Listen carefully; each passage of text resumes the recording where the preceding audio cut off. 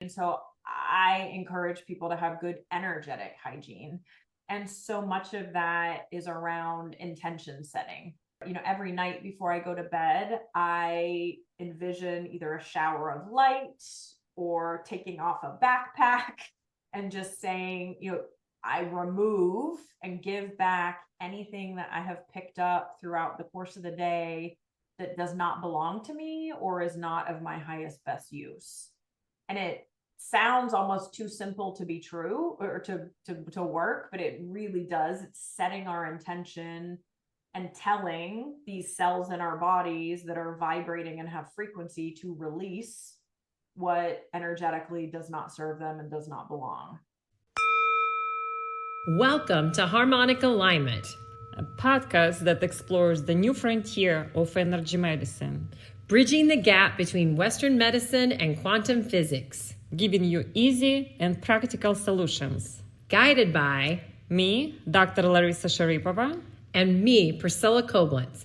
Join us on a journey discovering your harmonic alignment. On today's episode of Harmonic Alignment, Dr. Larisa Sharipova connects with Helen Armstrong. Helen is the co-owner of Divine Health Alliance, a holistic healing center in Charlotte, North Carolina, whose mission is to work in partnership with clients to restore all aspects of their health, physical, emotional, mental, and spiritual. Helen has had an interesting career leaving corporate America, finding alternative health to restore her own health and now help others find their health. She talks about some of the different modalities from shamanic work to emotion code to energy and sound therapy, all ways to bring people back into energetic coherence. Check out their website, divinehealthalliance.com. They even offer a free energy guide as well as a coupon for their emotional clearing and energy assessment sessions. This really exciting work, and we're excited to bring it to you here on Harmonic Alignment. Welcome to Harmonic Alignment. Today I have a pleasure to interview Helen Armstrong, who is an incredible healer. Welcome to the show, Helen. Thank you. Thank you so much for having me. I'm excited to be here. Helen, can you start by sharing a bit about your personal healing journey and how it ultimately led you to what you do today?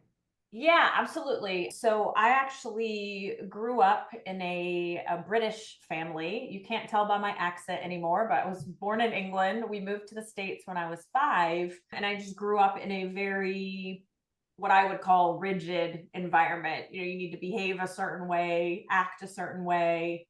I was a very energetic and emotional child, and my parents, quite honestly, I don't think didn't know what to do with me. And so there was a lot of sit down, be quiet, you're too much. And so I shrunk to conform to not only, my family's expectations, but then the expectations of school, university, and corporate America. So I wound up in corporate America. I was an HR executive for 27 years and was successful at that, but was never fulfilled. And it was really my own healing journey and recognizing that I'm actually a very emotional person that needed to feel those emotions and presence the emotions to move them through instead of pushing them down and trapping them in my body, which ultimately caused health issues. I was hospitalized with an eating disorder,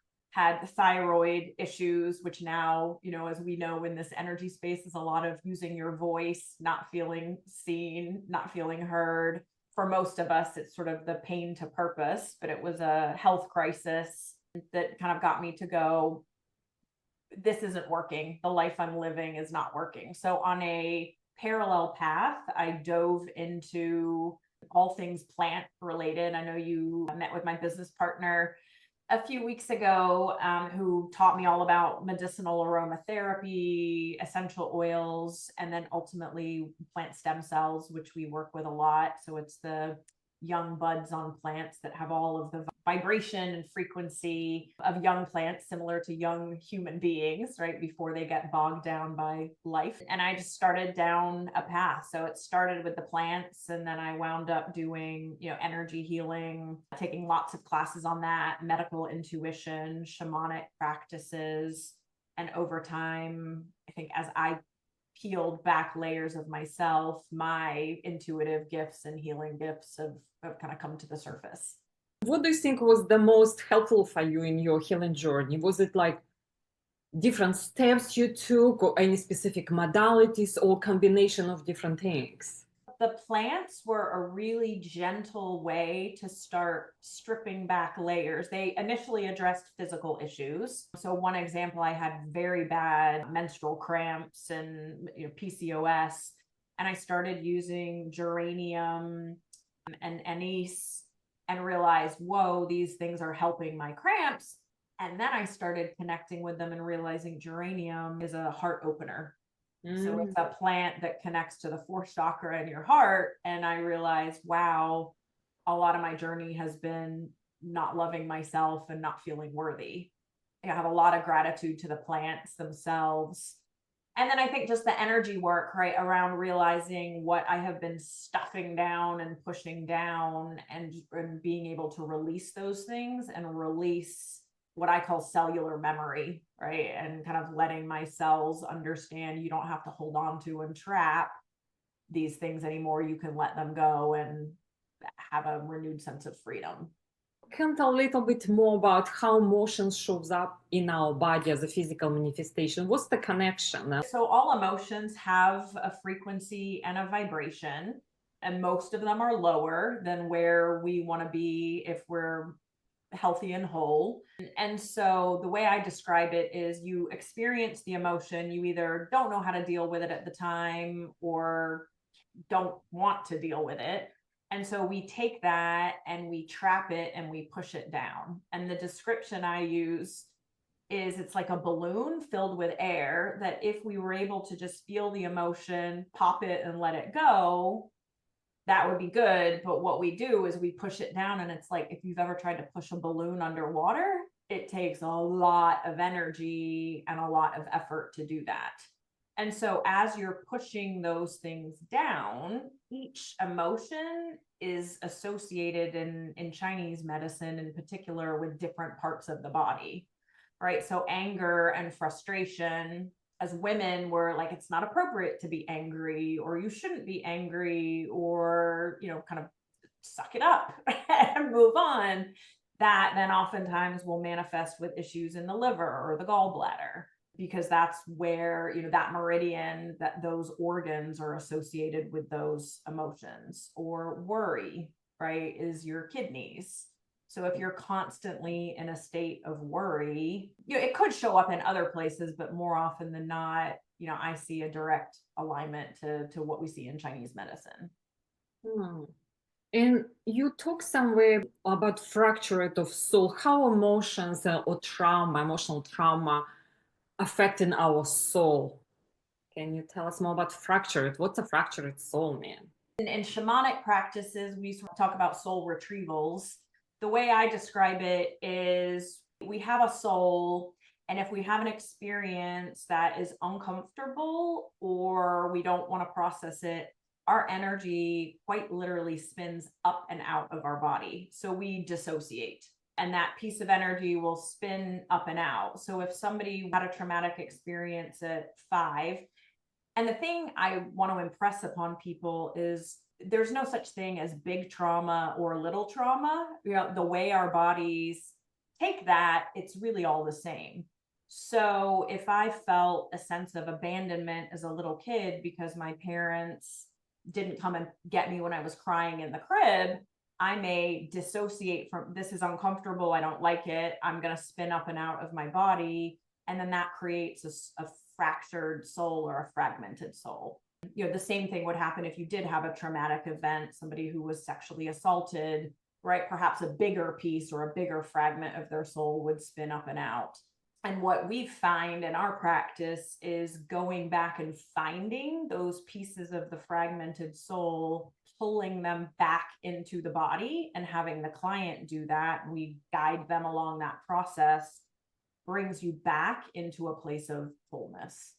And then that way you are bringing all of your resources to bear. You can heal as a fractured soul. It's just a lot harder because you don't have all of your resources that you're bringing into the equation with you. So how do you heal fractures? Is it like visualization, meditation, or any other methods? And what I do in our healing practice, if I'm doing this with people, one, I like the client or the individual to do it themselves and to take some ownership. So it typically is a visualization effort of, let's just say it's a 5-year-old got left in the mall and abandoned and couldn't find their parents, right? You've had an extreme sense of fear, not feeling safe. So we take that person back to that time. Let's say it's 5, and envision, what would you say and do to that 5-year-old now? How would you comfort that 5-year-old? And how would you invite them to come back and feel safe? It's a process of an invitation to bring that piece back. And then I do some energy work to help support the process, to help guide that piece of the soul back, because I can feel what's going on. I can see what the person is experiencing at the time.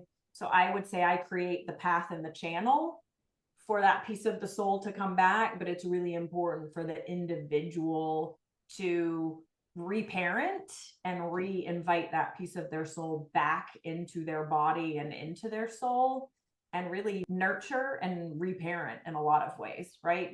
Perhaps you didn't get the parenting that you needed at that age, or your parent made a mistake.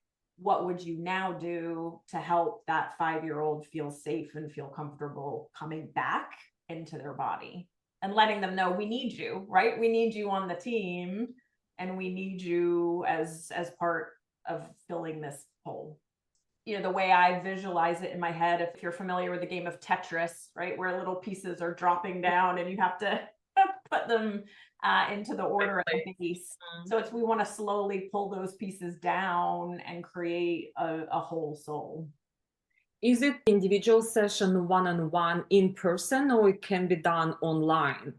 Yeah, it can absolutely be done remotely. Energy travels. What Jen and I say in our practice is the same way that we pray, right? People will pray and, you kind of have this faith that it's being heard. The exact same thing happens from an energetic perspective, and, it's all quantum. So anything is possible. And in fact, I find some of the remote work is even more powerful because people are at home, they feel safe, they're in the comfort of their own environment.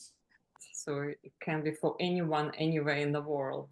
Absolutely. Yeah. And we do the work with people all across the world, definitely across the US, but we definitely have worked with people globally as well. From your experience, what are some common signs that person might have fractured or fragmented soul? Yeah, a big piece of it is not feeling grounded or present. So people that are oftentimes in their head all the time, if somebody has high anxiety, and as I can feel energy, it's just this sense of, whoa, this person is in their head all the time, or they're spinning up and out. Another sign might be if you have symptoms of dissociation or numbing, right? When something happens and you get uncomfortable and you kind of go, whoa, I can't handle this, or I don't want to deal with this, or I'm going to numb myself with, overworking, over exercising, overeating, over drinking to numb and not feel those things. That is typically another big sign. If you have a fracture, it doesn't mean you're broken. It just means there are pieces of you that we want to bring back home and have you reconnect to. But probably the biggest one is the buzziness. Can't calm down, can't get situated, can't get settled, because they're missing a piece of them, right? They're missing what helps anchor them into their body. So that's another way I would describe it, is you're a boat floating on the water and you want to anchor in, to have this human experience, but you've dissociated and you've pulled your pieces of your anchor up. And so it's harder to find your bearings and harder to get situated. Or people are always looking for something, like they go from one job to another, from one marriage to another, but they cannot find themselves, I would say, right? Yeah. Because you're quite literally missing pieces of yourself. And looking for outside sources instead of inside. Yes. Yeah. Addictions probably also is a great example. Yeah. So some people just stuck trauma in the brain and, amygdala. They know that something is not right, but they don't remember the trauma. So how you work with people who don't know where to go? So I use a modality called the emotion code. So emotion code is where do we have emotions trapped and stored in the body? And I use muscle testing, which is tapping into the body's innate wisdom or knowledge. So we as humans use about 10% of our brain. 90% of it is either the back end computer or CPU that's just running on autopilot without you knowing. It's storing experiences and things that you don't tap into. And sometimes purposely, you as a soul have blocked that off because you don't want to know and you don't want to remember. For safety reasons. For safety reasons. Yeah, exactly. So we'll use muscle testing. If I'm in person, we actually use the feet because your body spins in a clockwise direction and a foot gets a little bit longer and heavier, depending if it's a yes or no answer. If I'm doing it remotely, most of the time I'll use a pendulum to get a read on if something's a yes or a no. And then the emotion code is tapping into an individual's higher self and their inner wisdom and asking, is there a stuck emotion? And so, there's multiple columns and rows, and I'll get to an emotion, which let's just say it's rejection shows up. I'll say, does that resonate with you? And somebody say, oh, yes, I feel like I'm always being rejected, or I was rejected by a boyfriend at 15. Something will pop into somebody's head. Or if they say, no, nothing's coming to mind, then two things. First, we can ask, do we even need to know anything else? Because oftentimes the body's like, you don't need to know, just help get rid of the emotion. It's not helping, it's not serving me. I don't want to relive it. We don't need to relive it, just get rid of it. Or we might get additional information, like it happened at what age? Was it a mother or a father? Who was involved? Those types of things. And so what I find, typically people, once the emotion comes up, they start to feel that emotion or connect to it, it'll start triggering memories for them. But with the emotion code, you don't have to remember. And we energetically pull that trapped emotion out of the body using someone's governing meridian. So going from the tip of their nose up their head and down their spine. If I help clear the emotion out of that meridian, it'll pull it out of their body. And one time is enough to clear certain emotion? We all have hundreds of trapped emotions. So I feel confident, yes, it will pull the energetic frequency out of that emotion that happened at that time, that incident. What I find though is typically if we have a trapped emotion, we have trapped that emotion multiple times, because once you have that vibration and frequency in your body, you're actually more likely to pull it and attract it to you again. Like so resonance, right? It's like totally a resonance. Yep. So if you're angry, right, you're more likely to get triggered and get angry again. Or abandonment that showed up for me, which was, my parents followed Dr. Spock, which was the doctor in the 70s that if your baby's crying, let them cry, don't go and get them. Yeah. So, you put yourself in the shoes of that 8-month-old baby. My parents were doing what they thought was best, but I felt abandoned. I'm crying, I'm hungry, I'm scared, no one's coming. So I trap that emotion. Then I've got that emotion resonating in my body. It's going to show up later in life when I'm worried people are going to leave me in relationships, or I push people away before they can abandon me, or perhaps I trap it and then, I would feel that in my gut. So I might wind up with gut issues. So yes, I believe when you clear an emotion, you're clearing it permanently, but there's likely multiple iterations of that same emotion that need to be cleared over time. It's a great job and great work that you do, because how many abandoned baby were there? That's what Yeah. our parents were taught. Even in my generation, they say, "Wow, it's good when baby learn to soothe him or herself." So like, Yeah. yes, they don't know how to do that yet. Yeah. Well, and what I say is that would be what on a piece of paper would be a little trauma, right? That's not a big trauma. I wasn't assaulted. Nothing terrible happened to me, but it doesn't change how that emotion felt at the time. So how I felt as that 8-month-old baby, scared and frightened. And so then it sort of explains some of the decisions and the patterns that showed up later in life. Speaking of energy medicine, a lot of people still think energy medicine is something like out there or abstract. How do you explain people what's energy medicine and how people can use practical everyday ways to deal with different things?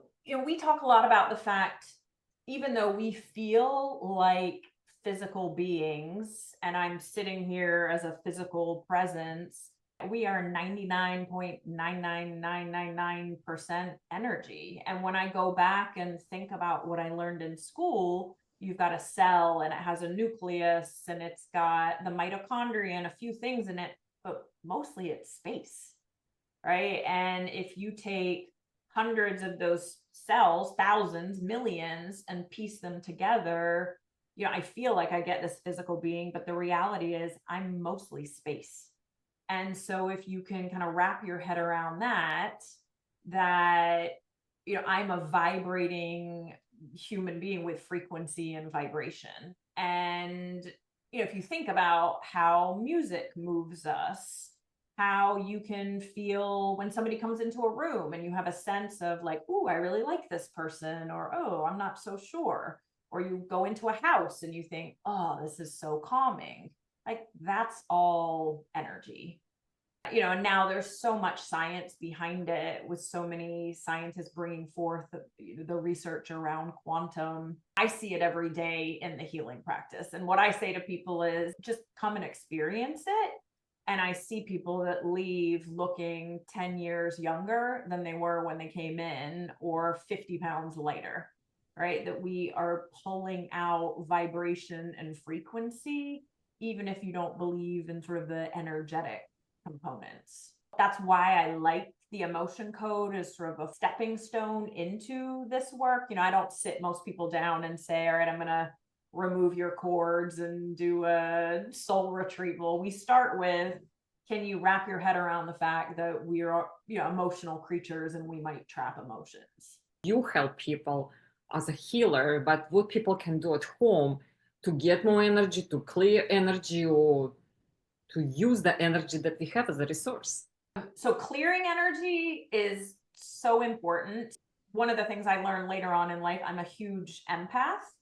And so that's somebody who absorbs energy and emotions from other people. So most of my life, I would walk into a large room and automatically not feel good or feel nauseous. So one, it's noticing how you feel as you shift and change your environment and the energy that you're in. And those would be good signs of, ooh, I might be picking up something. I joke, I try and shower every day and have good personal hygiene. So I encourage people to have good energetic hygiene. And so much of that is around intention setting. Every night before I go to bed, I envision either a shower of light or taking off a backpack and just saying, I remove and give back anything that I have picked up throughout the course of the day that does not belong to me or is not of my highest best use. And it sounds almost too simple to be true or to work, but it really does. It's setting our intention and telling these cells in our bodies that are vibrating and have frequency to release what energetically does not serve them and does not belong. The other thing you can do and you want to do is pull your energy back to you. So most of the time throughout the day in interactions, especially if people who are caretakers or responsible for others, they're constantly giving out their energy and pushing their energy to others. So at the end of the day, similar to the soul retrieval, you want to pull your energy back to you, but you want to pull it back clean and clear. I lent it to you and you got it dirty. I want to pull it back washed and clean. All right. So you just kind of say, I pull back my energy that I've given out throughout the day and pull it back into my body clean and clear. So those are two, kind of simple things you can do. Epsom salt baths are a great way to clear energy. Salt water. So if you can go take a dip in the ocean, that's great. But, we don't all have that luxury every day. Epsom salt baths are really good. You clearing, literally wiping the energy and clearing energy off you. I think in Reiki, that's a practice that they teach. So it's just recognizing that energy is real and is a thing, and we want to clear it and keep our energy to ourselves and as high vibrating and as possible. What do you say about energy vampires? Yeah, it's 100% true. So how to protect yourself from their energy? One, you can put up a protective shield, right? I protect my energetic boundary. We talked a little bit about being grounded. So it's connecting your feet to the earth and feeling rooted in your body and just saying, I'm closed for business. I'm not available for other people to come and take my energy. There are certainly, I'm looking around my desk, there are certainly crystals you can wear. I'm a big fan. Black tourmaline is great. I used to have a necklace that went all the way down to my solar plexus because that's where I take on a lot of energy. And I could tell when I didn't wear it, I was more susceptible to take on other people's energy. And energy is contagious. So if you're hanging around with a bunch of miserable people or low vibrating people or people that are constantly taking, they're going to pull your energy down, and it makes you more susceptible to sort of that, perhaps even a victim mentality or getting sick. So it's recognizing you have to let go of some of those people in your life or set very clear boundaries and being able to say no. Yeah, that's good tips to put boundaries around energetics and physical, and vibrations are everywhere. So even you say affirmation to yourself, right? That's positive words. It's creating vibrations and it's give you positive vibes and resonating high frequency. It's sending that off, and you're more likely to attract higher frequency people. As you were saying that, I just looked down and my phone is in front of me. Social media is one of the worst places where we are constantly picking up energy and vibration. Most of us are addicted to using our phones and start scrolling. I have to be very clear about clearing that energy. And even I'll get to something, I'll look at it and go, oh, that doesn't feel good. But it's taken me a long time to get to the place where I can differentiate that. So I just know I have to clear that, right? Not everybody that is sending messages out has great intent. And so recognizing that that's out there as well. Yeah, it's very exhausting, energetically exhausting, the social media. I think I can last only scroll through the Facebook. It's like 2 minutes. That's it. That's a really good practice. I think a lot of us you gonna get stuck in it. And then again, you're not physically coming in contact with them. You are coming in contact with their energy. And so you're picking that up every time you scroll past something. And it's not only social media. Information is energy. So what information you get from TV, music, it's energy. You resonate. If you listen it, you become on the same wavelengths, and that's how you feel. Yeah. What do you wish more people understand about connection between emotional wounds, soul fragmentation, and physical illness? Because we know that emotions can become a physical manifestation of different illness. The physical body is the last to know. So typically, emotional, spiritual, mental trauma happens. It's vibrating at a higher frequency on a different level. And if we don't pay attention to the messages or we don't resolve those things, it gets louder and louder and louder, and ultimately it lands in the body. They say cancer, as an example, takes 8 to 10 years to form in the body. So if you have an awareness and a recognition of these emotional components and start working on those things, you can often deal with things before it hits you in the physical. Or, more often the people we see are the ones that it's already landed in the body. And so it's recognizing that you can do all of the things on the physical. You can take all the supplements, eat all of the things. But if you're not paying attention to emotions and energy, it's going to keep coming back because you haven't really addressed the root of the issue. I say it's a holistic approach to health because most in conventional medicine, we have addressed physiological, biological, and biochemical, right? So we don't address any other levels like energetic and emotional. Sometimes we go to mental, but usually it's like with help of medications. So until you heal on all those levels, your body's still struggling.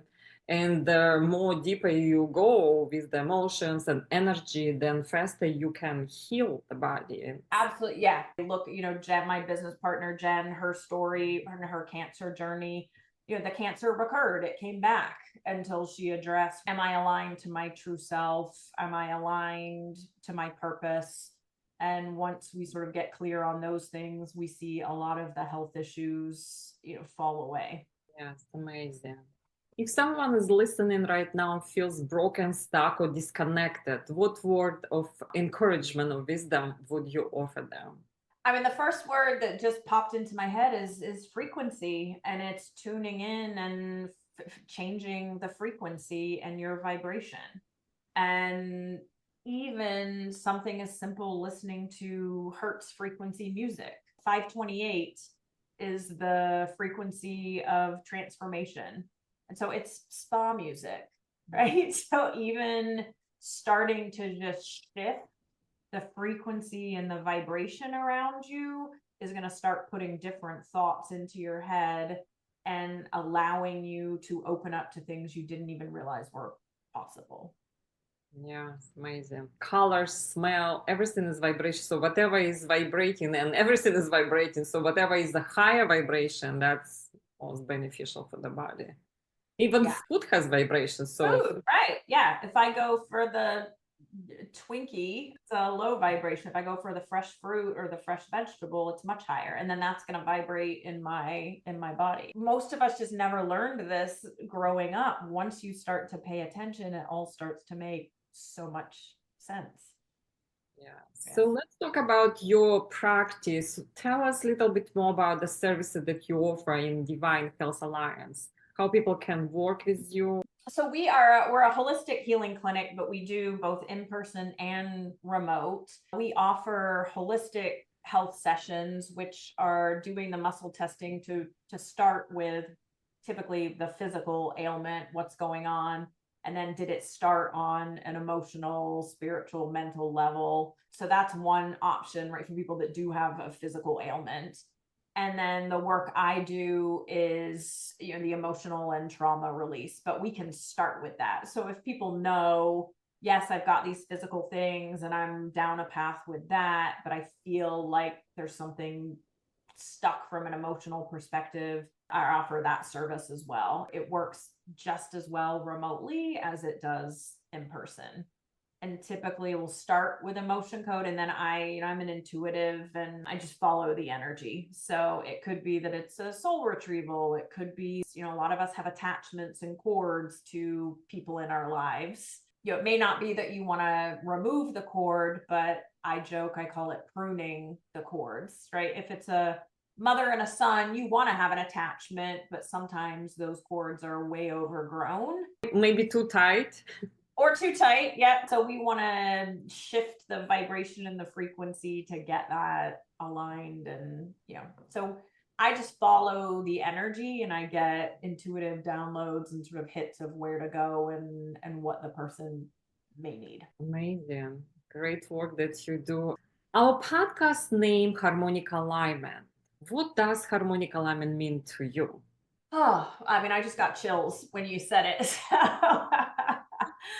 harmony and alignment to me are sort of two sides of the same coin. When you think about music being in harmony, it's all of the different pieces of the music that come together and create that masterpiece.